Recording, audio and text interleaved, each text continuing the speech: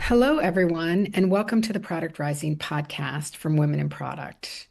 I'm excited to introduce Shannon Peavey and her latest series on everyone's favorite topic, AI. But in this case, we're talking about something we hear about a lot less often than other subjects in this field, safety and responsibility.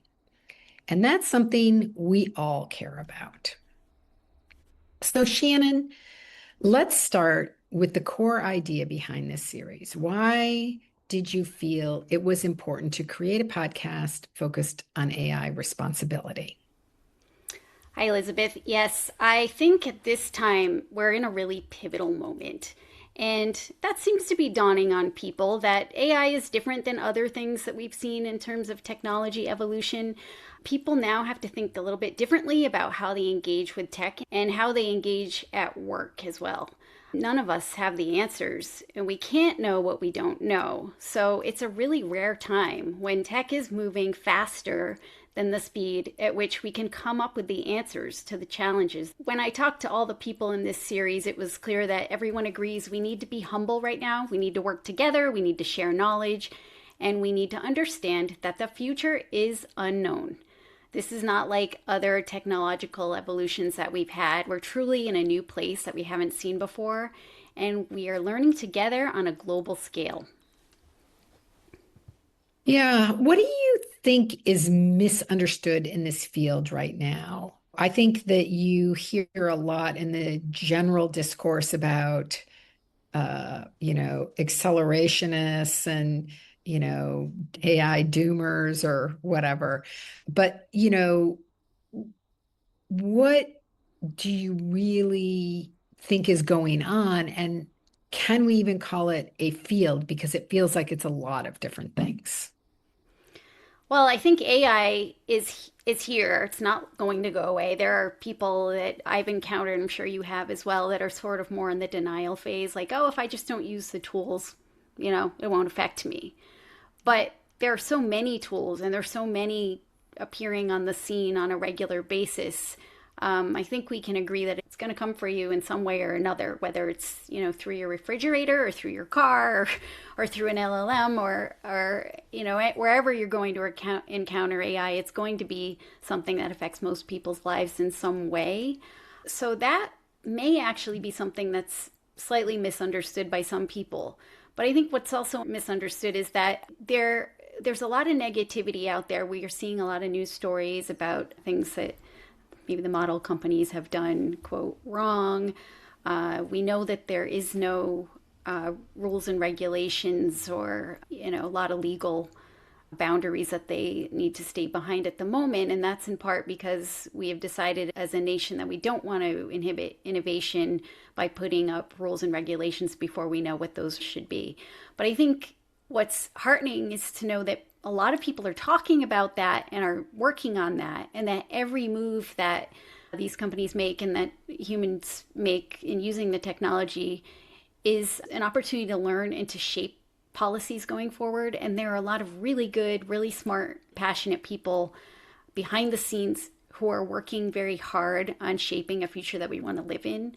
So I think what's possibly misunderstood is that there is sort of a discipline attached here around AI safety, responsibility, and ethics, where people are developing the expertise that they need so that we can, going forward, have people we can rely on who will make sure that there are boundaries, there are lines, there are laws, there's a sense of right and wrong, and that people will be protected. So it isn't in place at this moment, but I think we can look forward to the possibility that it will be, that we're not actually alone in a wild, wild west forever. Shannon, maybe you can talk a little bit about why you feel like the timing is particularly urgent around this discussion. Yeah, there's a couple of reasons for that. One is the technology itself is moving so fast that I feel like even when we came up with the idea to do this series a couple of months ago, the landscape has changed even since then. Like week by week, there's so many things happening in the news that it's moving faster than you can process the information. So it's important not to miss another day and to start bringing this to light so people can start to learn and involve themselves. But also because AI is being used kind of everywhere. I mean, schools are using it, teachers are using it, colleges are using it, students are using it in all kinds of ways, right and wrong. We need to sort of try at least to get ahead of it and start looking at ways to minimize harm and give people some boundaries on the right ways to use these tools and to see them as tools and to remember that the human is always in charge.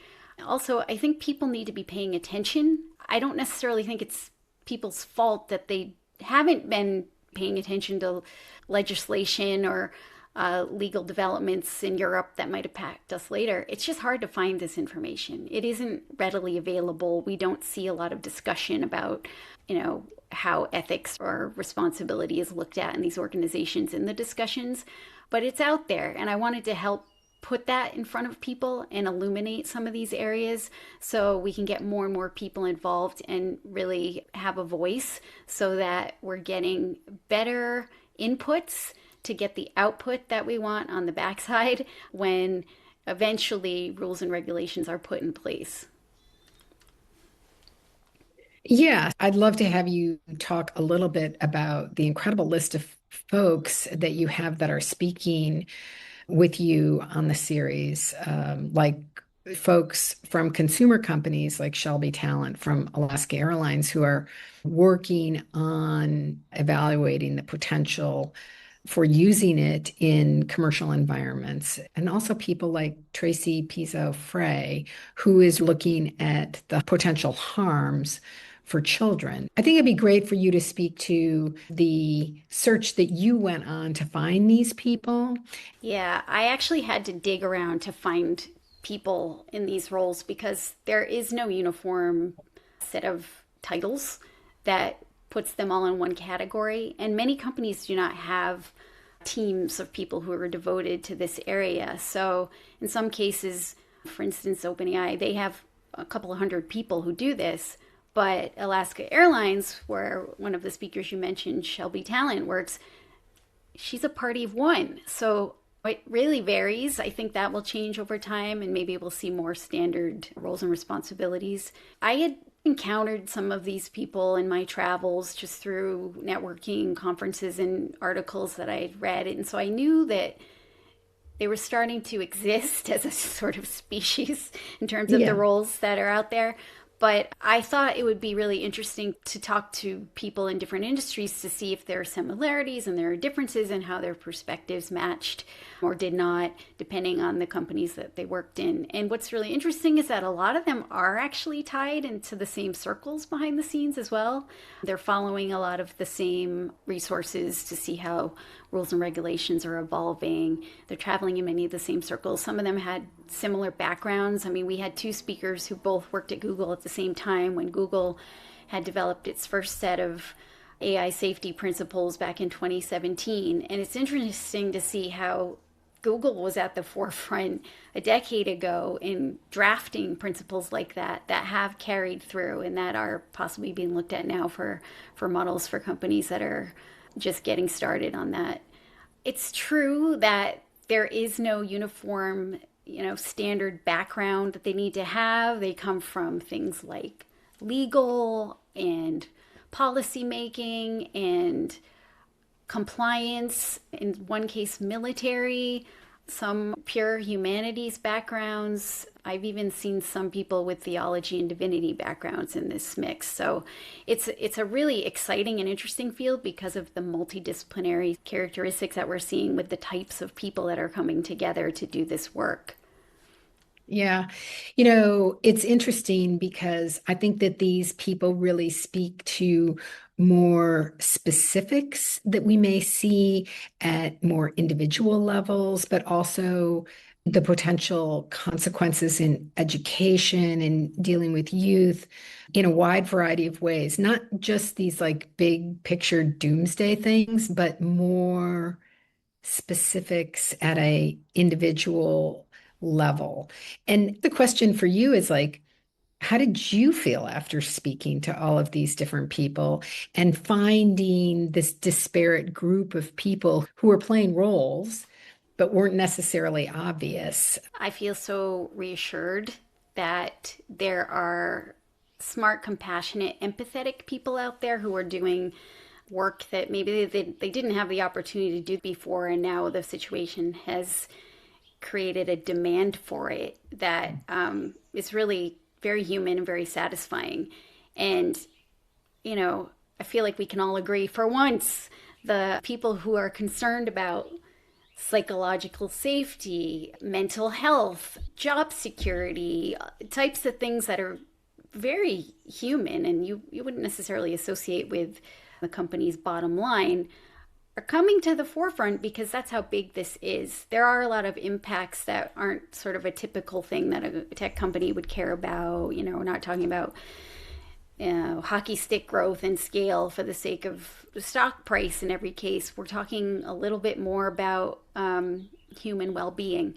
So in order to do that successfully, you need people who have the kinds of backgrounds who can formulate educated opinions on that. So that includes people who understand psychology, people who understand child development, people who understand how to create a career arc where you're leveraging the degree you got 20 years ago in English literature. I mean, there's so many things that are factoring into this new world that I don't think we've seen, especially not in the recent past, that are really good news for people.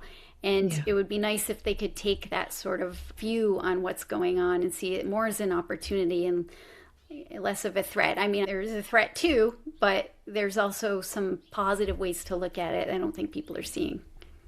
Yeah. Are there any moments that really stand out to you from the interviews? Yeah, we talked to Jenny. As I mentioned, she was at Google, and now she's a consultant. She was the one that drafted the original AI policies for Google years ago. And what I found sort of refreshing is her humility, and she just gave you the sense that she is perfectly fine admitting that we don't know everything right now. And she's really trying to drive that message home that we all need to be okay admitting that we don't know everything. And we're doing the best we can, but this is sort of a bigger thing, having all these models out there that are trying to emulate the human brain and all of that. It's not something that any single person can understand. So I think it's sort of the perspective that she was so generously taking on her own humility in all of this. Like having that 10 or 20 years working in this area and still being able to say, look, I don't know everything and neither do you. Great. Let's kind of get that normalized. Let's have everybody being Yeah. okay with admitting that we don't know all the answers. And I saw that come through in multiple discussions, but with her in particular, it really struck me because of her background. I really loved and took a lot of comfort from that. Yeah. Do you want to talk a little bit about the first episode? Who's the guest and Yeah. what the focus is, what listeners can expect? So, our first guest is actually coming from the consumer world. It's Shelby Tallent, who oversees AI safety and responsibility for Alaska Airlines. So, when you think about travel and you really consider how much information you put in when you're booking a flight, they know a lot about you, right? So, there's some vulnerabilities there that maybe didn't occur to you before I pointed them out, but that's why we wanted to talk to her. So, what she really brings to light is that you need somebody whose job it is to keep the customer in the forefront because, yeah, everybody else is thinking about optimizing the experience and getting more bookings and all of these metrics. But she gets to wear a singular hat, and that is how do we make sure that we are protecting our customers and making sure that we maintain a level of trust and the relationship with them is secure and it's something that we can stand behind and continue to back up by our brand. So I thought her perspective was really great, and coming from a consumer company like that, it's sort of outside the whole Silicon Valley tech thing. We are able to illuminate how the relationship between AI and everyday customer experiences should matter to people. I want to say, I think this is an incredible series that you have created. I think you've found an amazing group of people to talk about these issues in ways that make it really, really concrete and make you think about where we're going, how things might be applied, and what the opportunities are, but also the risks in a realistic way. I haven't heard a lot of this level of discourse before. So I think people will really benefit from hearing it. To everybody out there, our first full episode will be released Tuesday, March 24th, and will continue through the months of April and into May. Join us and be inspired. It's some great content. You can find us on Spotify, Apple Podcast, and on the Women in Product YouTube channel. Don't miss this terrific series.